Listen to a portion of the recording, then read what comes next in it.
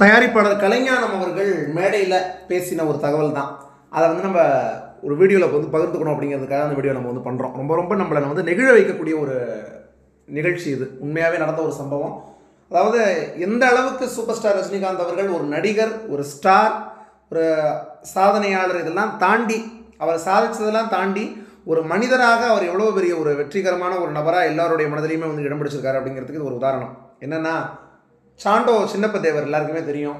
தேவர் films Tamil சினிமாவில் மிகப்பெரிய அளவில் கொடிகட்டி பறந்த ஒரு தயாரிப்பு நிறுவனம். நம்ம எல்லாருக்குமே தெரியும். அவர்கள் கொடுக்காத வெற்றி படங்கள்ங்கிறது கிடையாது. அவ்வளோ கொடுத்துருக்காங்க.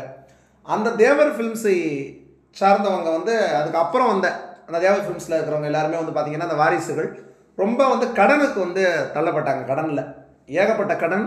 அதனால் யார் முகத்துலேயுமே முழிக்க முடியாதபடி தலைமறைவானக்கூடிய சம்பவம்லாம் நடந்துச்சு. அந்த அளவுக்கு அவங்க கடனில் தள்ளப்பட்டாங்க அந்த தேவர் ஃபிலிம்ஸு. அப்போது சூப்பர் ஸ்டார் ரஜினிகாந்த் அவர்களுடைய இளைய மகள் சௌந்தர்யா ரஜினிகாந்த் அவர்களுடைய திருமணம். அப்போது எல்லாருக்கும் பத்திரிகை கொடுக்கப்படுது. தயாரிப்பாளர் கலைஞானம் அவர்கள்ட்டையும் பத்திரிகை கொடுக்குறாங்க. அப்போது தேவர் ஃபிலிம்ஸ் அவங்க பார்த்திங்க அப்படின்னா அவங்க வீட்டில் இருக்கிறவங்க கலைஞானம் அவர்களுக்கு ஃபோன் பண்ணி உங்களுக்கு பத்திரிகை வந்ததா அப்படின்னு சொல்லி கேட்குறாங்க. கேட்கும்போது எனக்கு வந்துருச்சே அப்படின்னு சொல்லும்போது, இல்லை எங்களுக்கு பத்திரிகை வரல, பத்திரிகை வராமல் எங்களுக்கு போகிறதுக்கு ஒரு மாதிரி இருக்குது அப்படிங்கிற மாதிரி தேவர் ஃபிலிம்ஸில் சொல்லியிருக்காங்க. அதுக்கு கலைஞானம் அவர்கள் என்ன சொல்லியிருக்காங்கன்னா, நீங்கள் எங்கே இருக்கீங்க அப்படிங்கிறது ரஜினி சாருக்கு தெரியாது, அதனால் அவர் கொடுக்காமல் இருந்திருப்பார். நீங்கள் ஒன்றும் வருத்தப்படாதீங்க.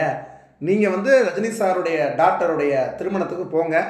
நீங்கள் எதுவுமே சொல்லாதீங்க, நான் சொன்ன மாதிரியே காமிச்சிக்காதீங்க. நீங்கள் பாட்டுக்கு போங்க, போய் ரஜினி சார் முன்னாடி போய் நில்லுங்க. நின்ன உடனே அவர் அப்படியே மெல்ட் ஆயிடுவார், உங்களை பார்த்தோன்னே உருகிடுவார் அப்படின்னு சொல்லி கலைஞானம் அவர்கள் சொல்கிறாங்க. சொன்ன உடனே அதே மாதிரி அவங்க ரெண்டு பேரும் போகிறாங்க.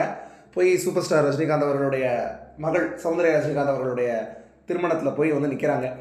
முன்னாடி நின்ன உடனே தேவருடைய மகள் அவங்கள பார்த்த உடனே சூப்பர் ஸ்டார் ரஜினிகாந்த் அவர்கள் அப்படியே கண்ணீர் விட ஆரம்பிச்சிட்டாங்களாம். ஏன்னா தேவருடைய மகள் பார்த்திங்கன்னா ரொம்ப குண்டாக ரொம்ப அழகாக இருக்கக்கூடியவங்க. ஆனால் ரொம்ப ஒல்லியாக நொடிஞ்சு போய் ரொம்ப ஒரு பார்க்க முடியாத ஒரு கோலத்தில் அவங்களுடைய தோற்றம் இருந்தது. சூப்பர் ஸ்டார் ரஜினிகாந்த் அவர்களுக்கு ஒரு மிகப்பெரிய ஒரு சோகத்தை ஏற்படுத்தி அவங்களுடைய கண்ணத்தை பிடிச்சிட்டு, எப்படி இருந்தம்மா நீ, இப்படி ஆயிட்டியம்மா எப்படிமா இப்படி ஆன, என்னம்மா இப்படி ஆயிட்டா திரும்ப அதே தான் திருப்பி கேட்குறேன் அப்படி சொல்லி திரும்ப ரஜினிகாந்த் அவர்கள் அந்த கேள்வியை கேட்டுக்கிட்டே இருந்திருக்காங்க கண்ணீரோட. அதுக்கு அடுத்த நாளே பார்த்தீங்க அப்படின்னா மிகப்பெரிய அளவில் அவங்களுக்கு ரஜினிகாந்த் அவர்கள் உதவி செஞ்சுருந்துருக்காங்க தேவருடைய டாக்டருக்கு, மகளுக்கு.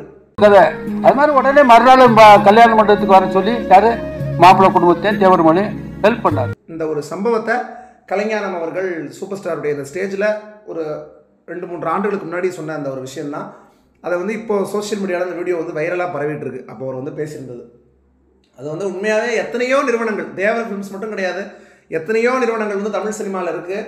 எத்தனையோ நிறுவனங்கள் சூப்பர் ஸ்டாருடைய வளர்ச்சியில் தயாரிப்பு நிறுவனங்கள் எவ்வளவோ உறுதுணையாக இருந்திருக்காங்க.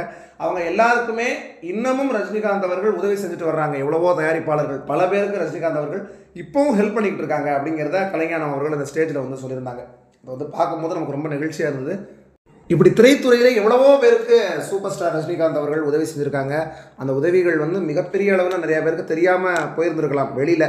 ஆனாலுமே நிச்சயமாக அந்த உதவியை பெற்றவர்களுக்கு தெரியும் ரஜினிகாந்த் அவர்களால் அவங்க எவ்வளோ பயன்பெற்றிருக்காங்க அப்படிங்கிறது. நிச்சயமாக அது எல்லாமே ரஜினிகாந்த் அவர்களுடைய பெயர் சொல்லக்கூடிய விஷயங்களாக இன்றைய நாளுமே நிலைத்து இருக்கும்போது சந்தேகம் கிடையாது.